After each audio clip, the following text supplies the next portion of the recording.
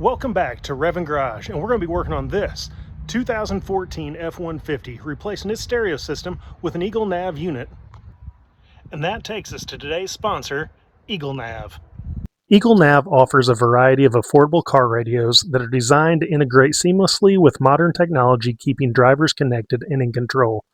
EagleNav features include Apple CarPlay, Android Auto, retains steering wheel controls and backup camera, supports map, navigation, and downloading apps that fits your needs. EagleNav utilizes Bluetooth 5.0 2x64 gig memory with an 8-core chip that makes your stereo run more smoothly. If you're considering a new car stereo, consider EagleNav.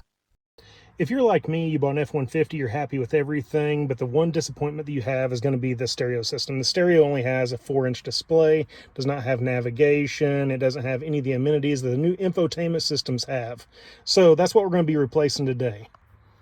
Looking at what EagleNav has sent out to us, they've sent us the stereo system with a 10.1-inch display. It looks like it comes with a full bag of everything that you'll need to install the kit.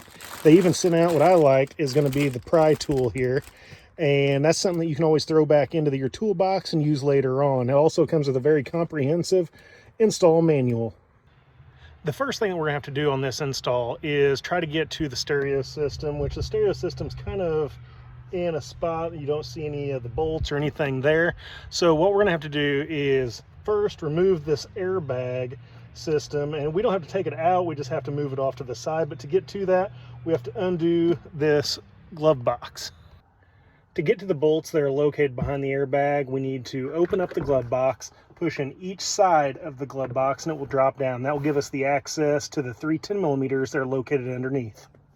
Now that that's done, I'm going to bring you underneath here to be able to see the 3 10mm that we will be taking out.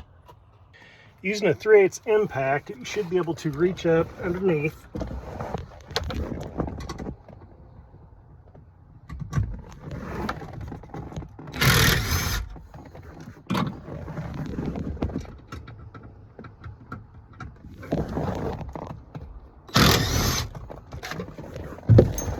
With that being done, the next thing that we're going to do is just remove the airbag system itself.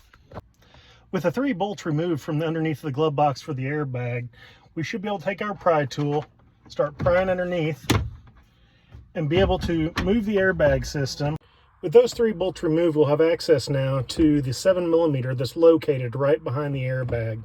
This 7mm here holds in this entire trim piece, and that trim piece must come out before we can actually get access to the bolts and screws back behind the stereo. Now let's go ahead and take our impact with the 7mm and take the screw out that holds the trim piece on. Making sure not to lose any of the hardware. Now that the screw's out, we should be able to grab the panel from the bottom, pop, and we should be able to remove the entire trim piece, giving us access to the bolts and everything behind the head unit. With the right side removed, let's go ahead and move on over here to the left side where we can take our pry tool again, get behind your trim panel. That way you can grab a hold of it, give it a good firm pop, and then that'll give us access to the 7mm that's up here in the corner. Now with having access to this 7mm here, let's go ahead and take our ratchet and take this one loose,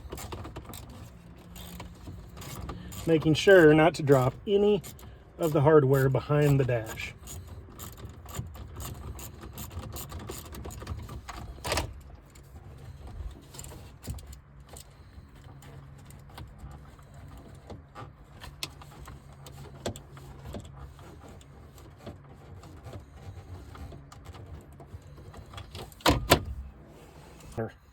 The final 2 last 7mm located right underneath of the stereo unit, located right here. Take your time and just remove these, and then we should have access to go ahead and pull the entire head unit out.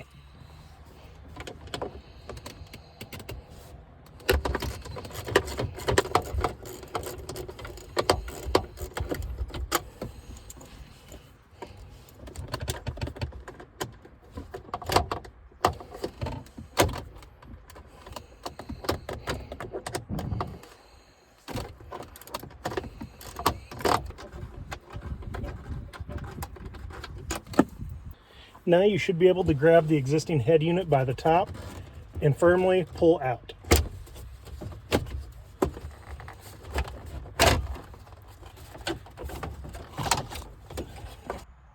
Now that everything has been taken out and is loose within the stereo system, the only thing that we have to unhook is going to be the traction control, which is a simple clip located right behind here.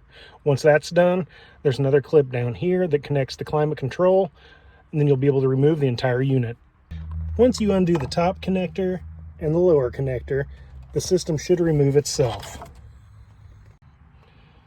Once getting the head unit off, we'll still need to retain this traction control button, so we'll need to flip over the back where there's two press pins right here, and you gently squeeze them.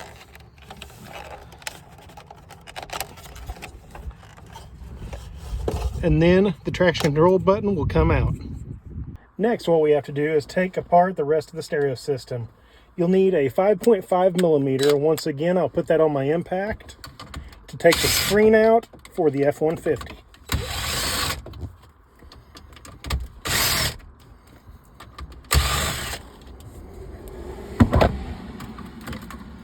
Once we get there, gently remove the clip from the back of the stereo.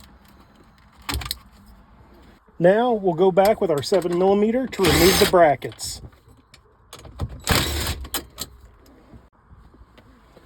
Follow that by taking the 7 millimeters that hold the bottom CD player in as well.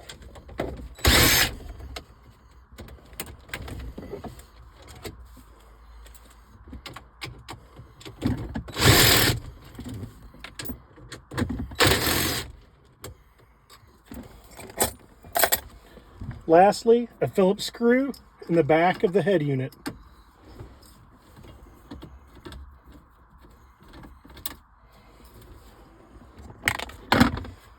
Now the unit should be able to pull straight out. Once again, we'll give you access to all of your components behind the stereo. Once we're there, we'll go ahead and remove them. Once those have been fully disconnected, now we'll be able to start putting everything back together with our EagleNav head unit. Now, before installing the head unit back into the truck, we need to put on the GPS unit.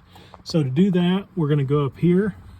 We're going to take our pry tool once again, get our rubber insert out, and then we have two 7 millimeter screws here and here. Once these are taken out, the back will lift up, push forward towards the windshield, and this tray will come out.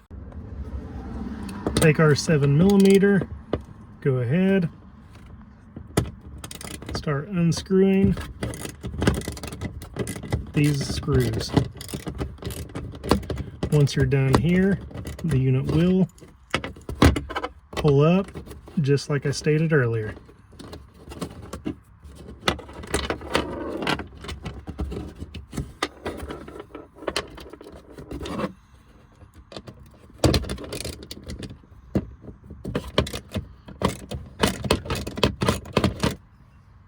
Now that the final screw is out, we should be able to lift up on the back of the tray, pull forward, and then we will have access to the inside of our dash.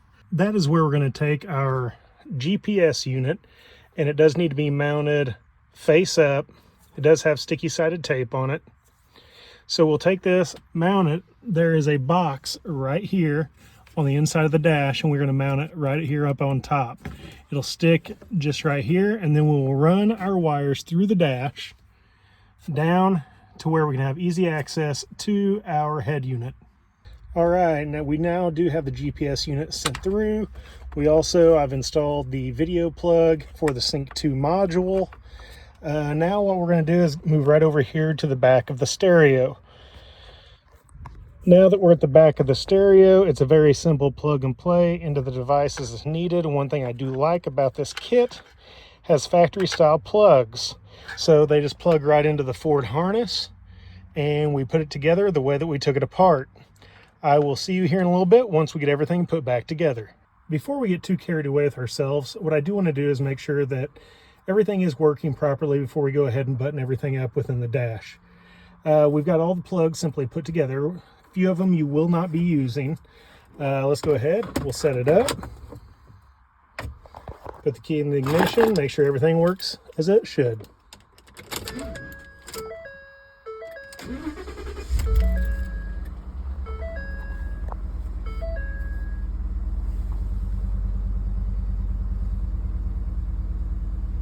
It appears to be loading up at this time.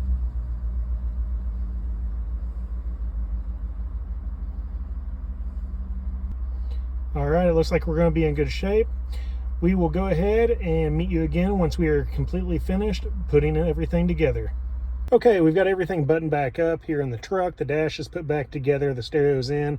I've updated firmware. Now I'm doing the APK update as well as the wireless update after this, just to make sure everything's running optimally. I want to say thank you again to EagleNav for the sponsorship for today's video. Their 10.1-inch screen really upgrades compared to the 4-inch screen that Ford offered originally. I hope everyone's enjoyed the video today, sponsored by EagleNav. If you have, please like, share, and subscribe.